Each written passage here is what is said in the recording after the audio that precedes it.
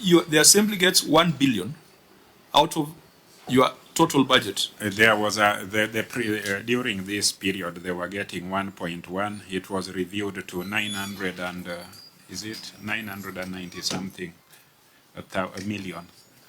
Reviewed thanks to ceilings by the Senate? Yes.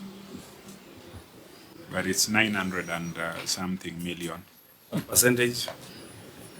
It still exceeds 10%. That's almost 11%.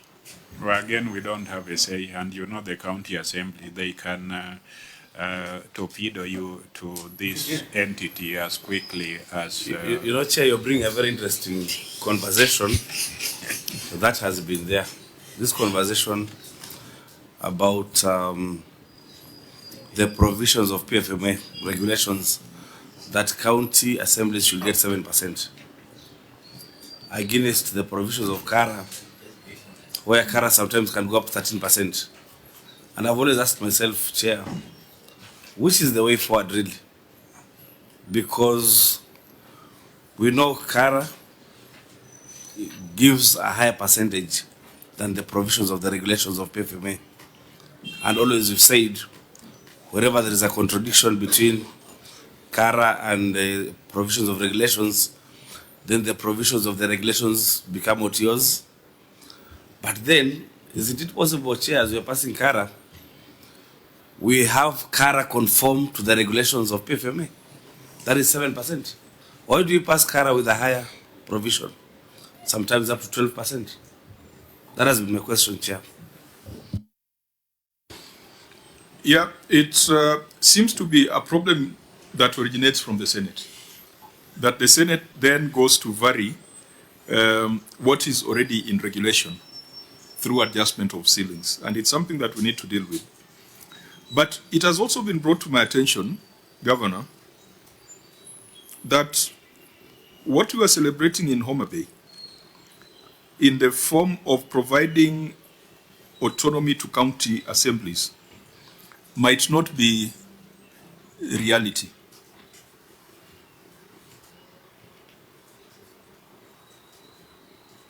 Section 109E of the County Public Finance Laws Amendment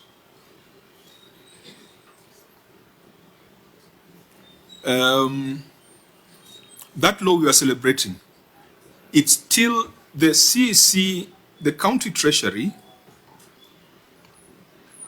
Okay, it reads, the county treasury shall, at the beginning of every month, and in any event not later than the 15th day from the commencement of the month, disburse monies to the county assembly fund for the expenditure of the following month.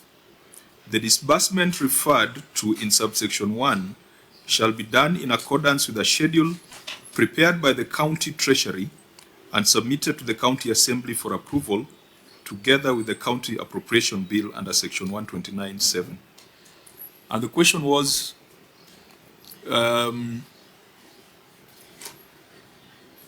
does that still limit county assemblies? Or in the view of your CC or Chief Officer of Finance, it allows county assemblies to be more independent? Actually, if you ask me, the county assemblies are independent. They determine, of course, within the limitations of law, constitutionalism, and other legal requirements, the rule of law. They have their budget. They decide what to use it for, pass it. We, on the part of the executive, is to facilitate the requisitions, and they get their monies into their accounts. We share the common challenge of delayed exchequer releases. We share the common challenge of slow approvals by the Office of the Controller of Budget. And those are the problems where both the county assembly and the executive require autonomy. If you can free us from the shackles of delayed approvals and delayed exchequer releases, then we will truly be a government. Does Form C still remain? Yes, Chief Officer? Yes. Go on record. Does that amendment get rid of Form C? The Form Cs will remain, but now it will be signed by the Assembly if that law is implemented. I thought Form C, the final signatory is Chief Officer of Finance. Currently, yes. There'll be a separate Form C for the Assembly. Yes, if that law is implemented, we'll be just transferring money for them, then they will be accessing. Will the Assembly be able to requisition directly from Treasury? In fact, my understanding was that the assemblies will open their own CRF accounts or whatever it is, and then Treasury sends money to the Assembly and sends money to the executive. The requisition is still the same. It's only that once the requisition has been approved, the CEC, the Treasury now transfers a portion for the Assembly into the fund. Yeah, that's what I understood. So it ring fences. The executive should not have any. The county treasury. Actually, they are still right in the middle of this. Actually, what what the bill attempted to solve is superfluous. Just deal with the exchequer releases. Deal with. Governor, I disagree with you very strongly. In fact, that is one of the amendments that we didn't have to do if the county executives behaved. The assemblies have actually complained to us as a Senate that your chief officer of finance are taking them round and round in circles. You have had these conversations. Form Cs are very powerful form in counties. From where I sit, and I can talk about the experience of Migori, we will always have delayed exchequer releases for 4 months. And we will have in our reserves pending bills. But when the county assembly requests for their recurrent, we give them, and we are unable to pay the pending bills. The reason is tumult in the assembly is tumult in government, and you can't allow it. It leads to some of these games people do not want of impeachment. So we are not the problem. The real problem is National Treasury. Are you saying Migori is 4 months behind? The expert was saying I'm just giving you the experience. I'm not talking about now. You will find, we received money in June. We received money in the last 3 weeks. We received 3 exchequer releases. But the assemblies were up to date. Where were we getting money from? Holding monies from suppliers, which is not good practice. Why do we hold money? We don't have the money. So if you give us exchequer releases, you can't hold assemblies money for a day. Or if you are familiar with their mood, if you are familiar with their anger, you can't hold their money. So when they complain that the county treasury is delaying them, it is just because the county treasury does not have the money. And they know it. They have to be very mean to the speaker, mean to everybody. But we take the beating because we are there. So if you Governor, let's not focus on the mood and the temperament of the assembly. We passed a law that we were celebrating and saying, finally, we have solved this problem. You've used the word superfluous.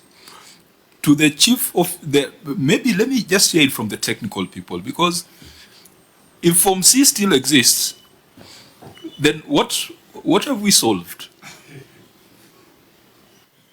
Many people were of the impression that Senator Sifuna has, that we have allowed counties to, the county assemblies, to generate their own version of Form C, to directly requisition. Yes, I think what the Chief Officer said is that the county assemblies signed their own Form C. The only problem is there is only one treasury in the county. And I'm imagining if the money hits the CRF account in the county, then the assembly also is duly informed that the money has hit the county assembly, and then the onus is on the chief officer to release that money to the assembly, which was different before, because then the CCO could refuse to sign the Form C and delay it. Help us understand so that we have the right message to our brothers in the county assembly. Thank you, Chair. For you to release the money to any account, you have to sign Form C for the controller of budget to give authority to the exchequer release. So if the law still requires to be the people releasing money to the assembly, then we'll still go through the process of COB, which Form C is still a mandatory for them to approve that money to be released. But who signs Form C now? In that case, since we are the people requesting money to be released, we are the executive will still sign the Form C. Treasury, isn't it? The county yes. treasury. Yes. So the process will still be the way it has been. It can only be cured if the law was saying from the exchequer, the money is released to the assembly direct. Then that will separate the assembly from the executive. So the only progressive thing is that we have set up a fund. Yes. Where now you are obligated to transfer the money to. Exactly. Of course, the obligation was there because really, if the assembly has made a requisition, there was no reason for you to hold it. But we have just made, put further emphasis for that money to be put in a fund. Yes, you have just made it kind of mandatory. Yes. Yes. But the challenge, now I'm telling you what the challenge is. Assuming we are in October, and the last money we received was for July. That's the last money we received. We have August, we have September, and now we are in October. The monies we have in our reserves is, of course, monthly, and we pay our salaries. As we can wait for our salaries, but the assembly will request for their salaries, and from what we have, it will always be available. So when it is not available because our CRF at that time is reading 0, they will have the impression that there is frustration from our treasury. And that's where trouble starts.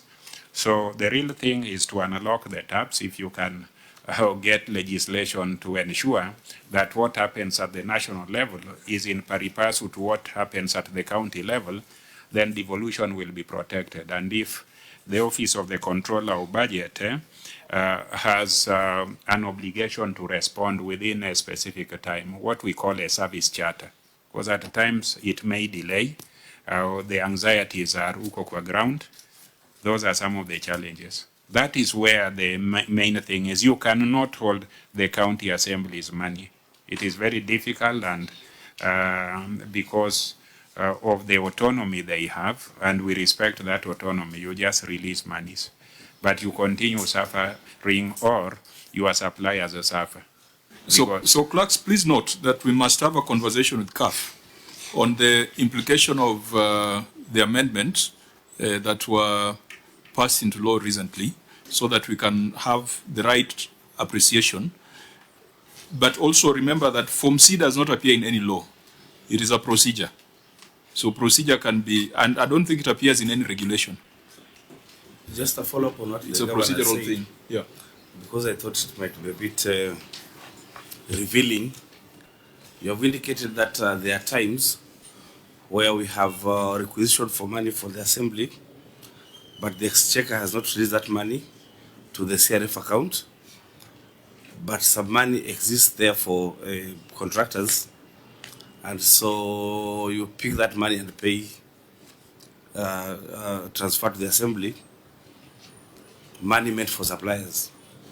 I'm wondering, is that one of the reasons why, if the year ends and this money now for the assembly has not come, then you void the payments? Is that one of the reasons why we void payments and increase on the pending bills? That does not necessarily lead to that. What it leads is delayed pending bills. Or every exchequer release has money which is recurrent, and money also for development. So you will find that because we prioritize recurrent, which is salaries and others, you will find that there may be development projects that are mature for payment.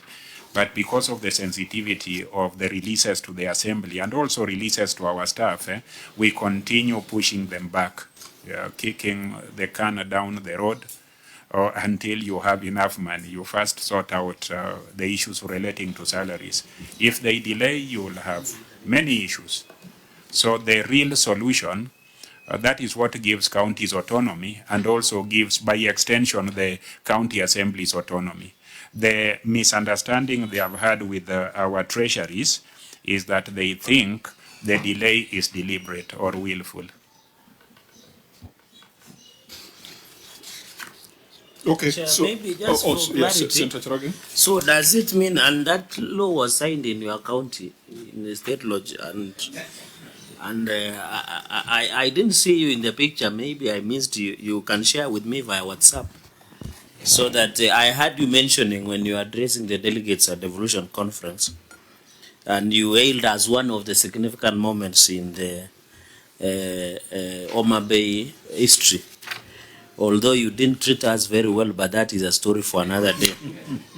We expected to deepen and widen devolution in Homa Bay. So, the Governor, your assertion is that despite the signing of the Financial Autonomy of Amendment of the PMF Act, the fact that you have indicated requisitions are still made, so it will also determine by your CCM finance to allocate or approve the. I agree with you that you can prevent them from getting their resources because of their nature, but the interpretation of that law that was ascended by the president through, and I know CCM finance is here, is that it will still need the approval of CCM finance to get their money in their account as the county assembly of Migori, because after assentment of that law, and I had the chair of CAF, Kamanza, Speaker of Kwale, saying that now they will have what we call financial autonomy. And maybe that question is double-edged, because do we have the treasury here? Chair, was there treasury? National Treasury? Yeah. National Treasury, yeah. Yeah, they can say something. Yeah, Yeah. Madam, you are here. I don't know whether treasury has started that law. No, let me leave the governor.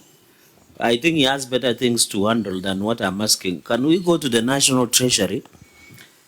What is the interpretation of this law? Because outside there, the MCAs are celebrating and they were painting the town red and saying, you know, now we have financial autonomy. We shall do oversight 101 without fear.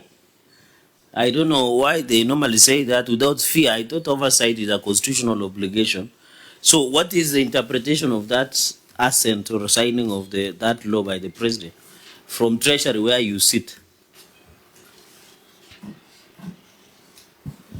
Chair, I may not have much clarity on the law, but what I know is that when money gets to the county, the chief officer, the executive, they're the ones supposed to transfer the money to the counties, because the accounting officer of the county assembly is the speaker.